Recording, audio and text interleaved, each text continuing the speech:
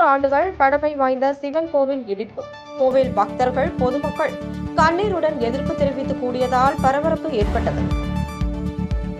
கோவை அவினாசி சாலை கோல்டுவின்ஸ் பகுதியில் உள்ள 100 ஆண்டுகள் பழமை வாய்ந்த சிவன் கோவில் கடந்த சில ஆண்டுகளுக்கு முன்பு அருகே உள்ள தனியார் அடுக்குமாடி குடியிருப்பு நிர்வாகிகள் வாகனம் நிறுத்துமிடம் என்று அதனால் கோவிலை இடிக்க வேண்டும் என்று புகார் அளித்திருந்தனர்.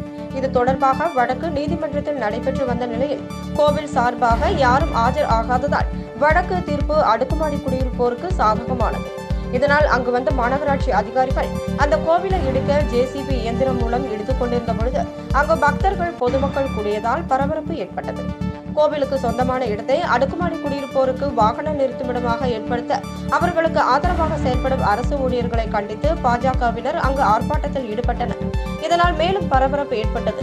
நடைபெற்ற பேச்சுவார்த்தையில் நீதிமன்றத்தில் மேல்முறையீடு செய்ய கால அவகாசம் தேவை என்று பொதுமக்கள் தெரிவித்தனர். மாநகராட்சி அதிகாரிகள் சுற்றுச்சுவரை மட்டும் இடித்துவிட்டு சென்றனர்.